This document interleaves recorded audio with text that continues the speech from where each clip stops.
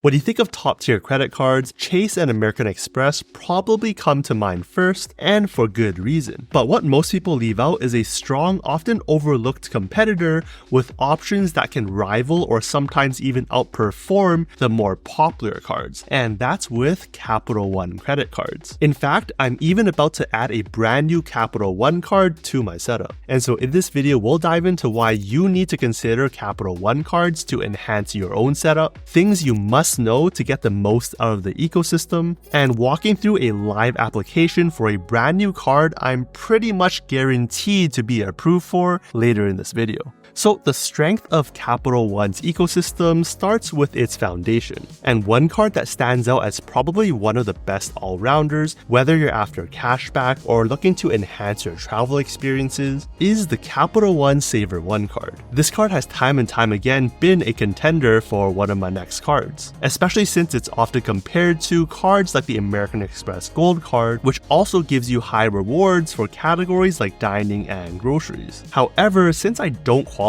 for the welcome bonus on the Amex Gold, the Saver One does become an even better option for my situation. And here's why. For a no annual fee credit card, it comes with incredible rewards. You'll earn 3% back on not only dining and groceries, but also entertainment and select streaming services as well. And groceries is one category that not a lot of credit cards have for high multipliers. I mean, look at the Chase trifecta. The only thing you get there is 3 times on online groceries on the Sapphire Preferred. That's it. And speaking of food, the Saver One takes things a step further, giving you 10% back when spending on Uber or Uber Eats, as well as getting Uber One membership through November of 2024. Hopefully they'll extend this benefit, but with the deadline fast approaching, we'll just have to wait and see. Plus, with no foreign transaction fees, you can get all of these rewards when spending abroad as well, something not all no annual fee cards have. For me personally, food is one of my top spend categories, so this card is right up my alley. But it's also because when paired with a card I already have, they complement each other so well. Because although the Saver One is a cashback card,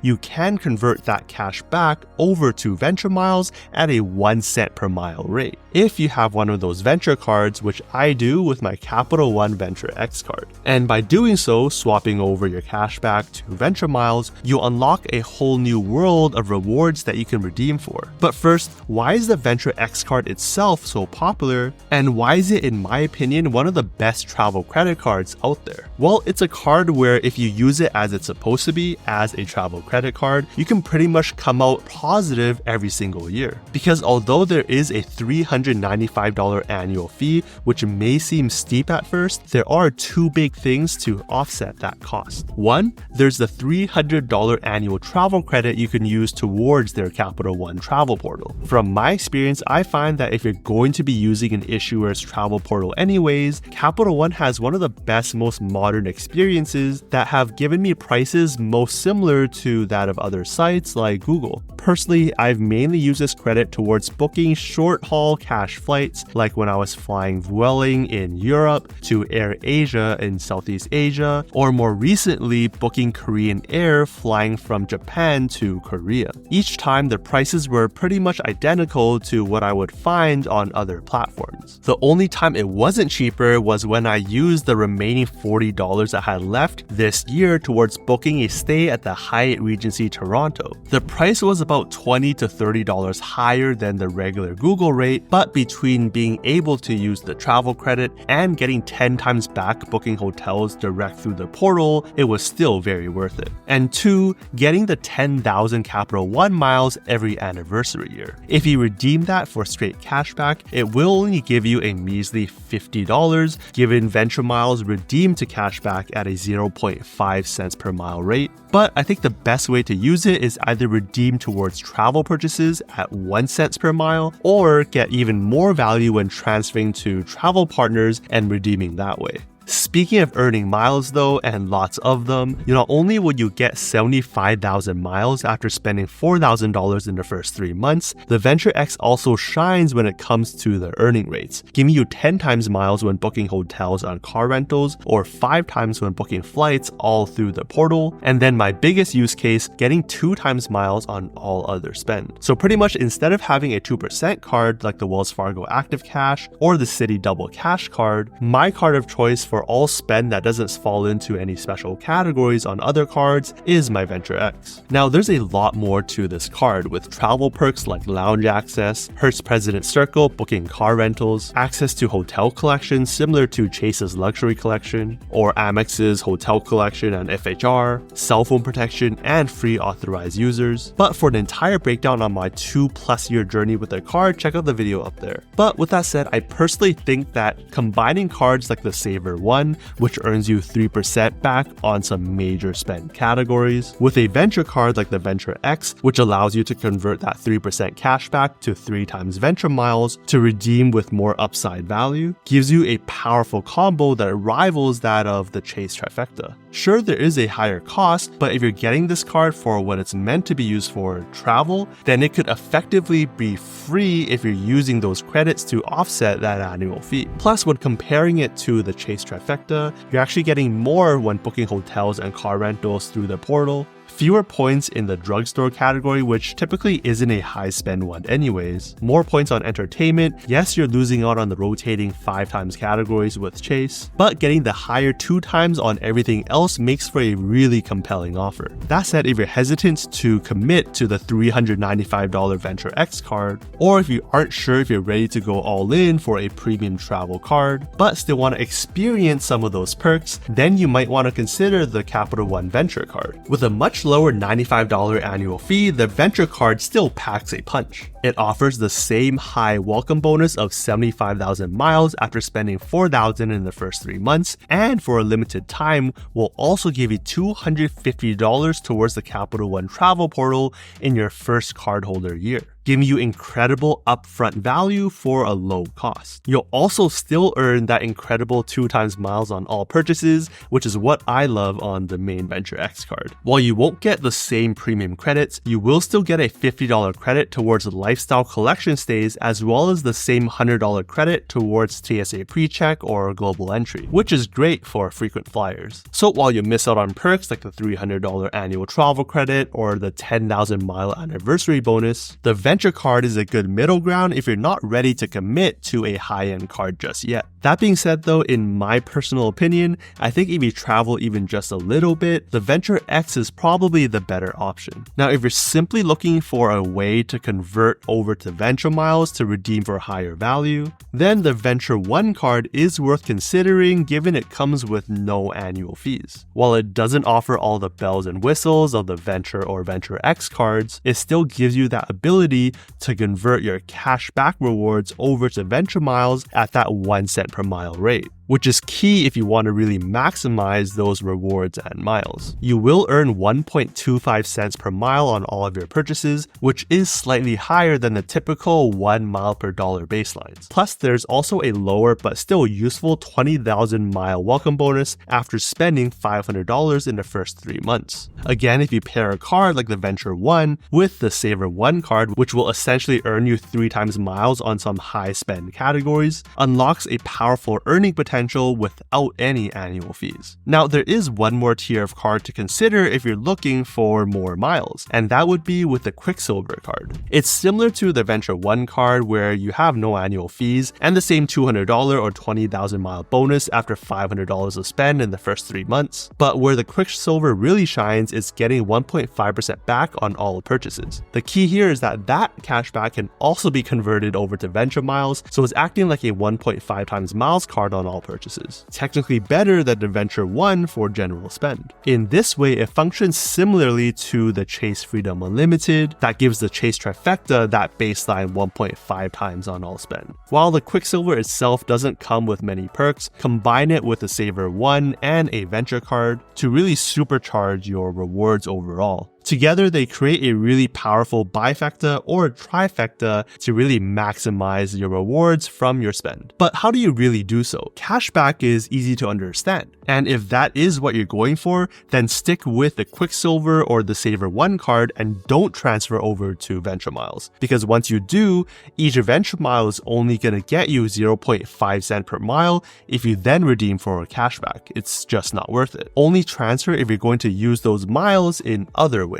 So how do you maximize Venture Miles for travel, and how does it differ or compare to Amex or Chase? Well, if we look at the transfer partners, there's a few things to note. First, Capital One's list doesn't come with a major hotel chain with that great value. The options are limited to just Accor or Wyndham, which isn't ideal if you're a fan of hotel redemptions, especially when there's a significant difference when compared to Chase, which has the highly popular Hyatt transferring at a 1 cent per point rate, where Hyatt itself is already known for great redemptions, along with Marriott with Chase for additional options. Amex, on the other hand, has Hilton, Choice, and Marriott. So if hotels, especially Hyatt, is a big part of your points redemption strategy, then going through Capital One miles may not be the best for your situation. However, when it comes to flight partners, I do think Capital One holds its own. Looking at the list, there are some standout options like Aeroplan, Avios, Flying Blue, Singapore Airlines, KrisFlyer, and Virgin. Yes, they don't have some popular options like ANA, but the list is still pretty good, giving you great options with some solid value. For specific examples on how I went through some of these programs, check out my detailed breakdown up over there. Now, with all of that said, my new card. Among the cards we talked about today, there is one I'll be applying live in this video, and here's my thought process. 1, I have some travel coming up again, and with periods of higher spend, I do prefer to be working towards minimum spend for some welcome bonuses. And 2, looking at my points balance across Chase, American Express, and Capital One, my Capital One points are a bit on the low side, so I do want to build that balance up. Though you might be wondering that if Chase and American Express are a higher value for you, why bother with Capital One? And that's a great question, and there's a couple reasons. First, diversification is key. You really never know what could change at a moment's notice between all of these programs. It's always smart to spread out your points a bit across different ecosystems. Second, unique partners. Capital One may have some partners that some other programs do not, like Qantas, which is not a Chase partner, but could be good towards booking JAL flights to Asia at just 75,000 miles, especially when I don't have Alaska or American Airlines points to book for those lower rates. So this partnership could come in handy. And third, because different programs may run different bonuses at different times. Like right now, where there's a 20% bonus when transferring Capital One miles over to Air France Flying Blue,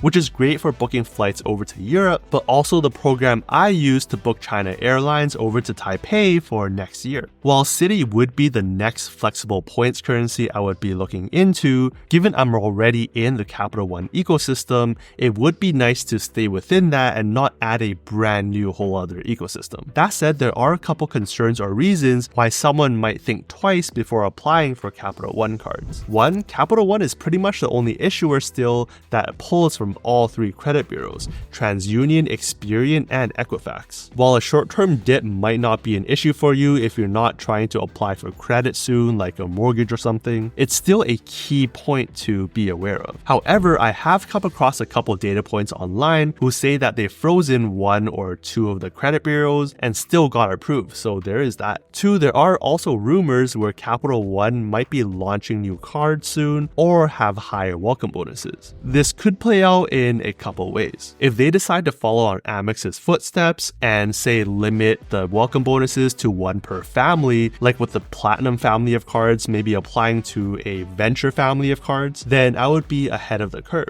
But if the rumored new cards are even better, then I may need to wait a while before applying for those. There is some discussion about how Capital One has this 2 personal credit card limit, but lots of data points online have said it's either an old rule or they just really don't enforce it. And then 3, Capital One can be quite unpredictable predictable with their approvals. I've seen instances where people with near perfect scores get denied, and people with a lot lower scores get approved. There's no clear reason on why this happens, but maybe getting into the ecosystem early like I did with the Venture X almost 3 years ago can help build that relationship and maybe increase your chances, but I don't have any direct proof of that. Alternatively, you can check Capital One's pre-approval page to see if there's any cards you want that you may already be approved for. And that brings me to my new card of choice and why I'm confident that I'll probably be approved for this one. Because after going through the Capital One page and filling out the forms, the results included these few cards, including one that I will be applying for, and that's the Capital One Venture card. And that's because of the limited time welcome bonus of the original 75,000 miles after 4,000 to spend in the first 3 months, as well as that $250 towards Capital One travel portals, which again from my experience is quite pleasant to use. Being approved for the card also makes it much nicer because it reduces the uncertainty on whether I'd be approved for it or maybe having my credit score dinged for no reason. But before I walk you through the application process,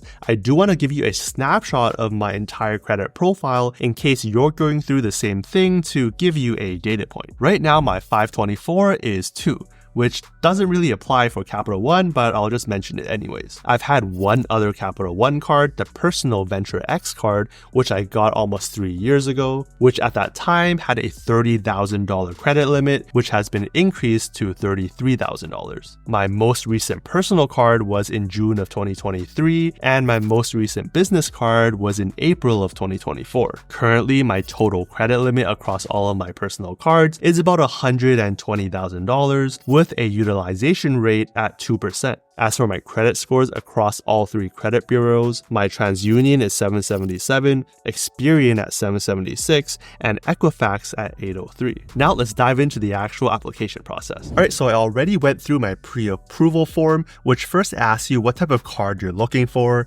some personal information including your SSN, which they can then do a soft pull on your credit report to see which cards you may be pre-approved for. So lo and behold, after going through that entire process, I land on this page, which shows the 3 cards I'm pre-approved for. Here, of course, I do see their venture card, and with any card that you're applying for in general, you want to make sure you're looking at the right card and with the right welcome bonus. In this case, it's the venture card at $95 in annual fees with the limited time offer of the 75,000 miles, but also the $250 to use on the Capital One travel portal within the first cardholder year. So having checked that, I'll just go back up, click on select offer, and go through the process. Alright, so on this form, let me just zoom in. First, you have your first name, last name, date of birth, and of course your SSN, or if you have an individual tax ID, this is where it would go. Next, are you a US citizen? Yes or no? Pretty simple information. Going down, your address, where you live,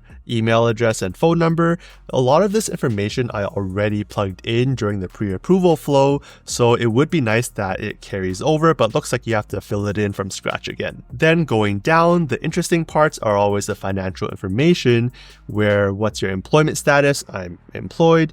Your occupation, I'm a software engineer, and then your annual income, along with any support you might be receiving, and your monthly rent or mortgage. The interesting one here is that what type of bank accounts do you have? I'm not sure if it really matters that much. I have both a checking and savings account, which seems standard to me, but maybe I'm wrong. And then there is an optional question about how often do you carry a balance. Again, one of the golden rules of credit cards is to pay your bill in full and on time every single time. And if you're doing that, then you should pretty much never be carrying a balance. So in this case, I would put never. And if you're planning to use this for credit card cash advances, also personally, no. And then further down, if you're planning to add any authorized or additional card holders to your card, you can do it here, but I believe you can do it after actually being approved for the card instead. So you could skip this option. And then at the very bottom, of course, just your typical application terms and agreeing to paperless statements. So let me go ahead, go back up, fill out all the information, and then come back here and press continue together. All right, done filling out the form. Let's go through and continue. Here it gives you a quick review of all the things you've plugged in to make sure everything is right, and then press continue again. Any additional acknowledgements just to make sure, and then to press submit. Let's hope for the best.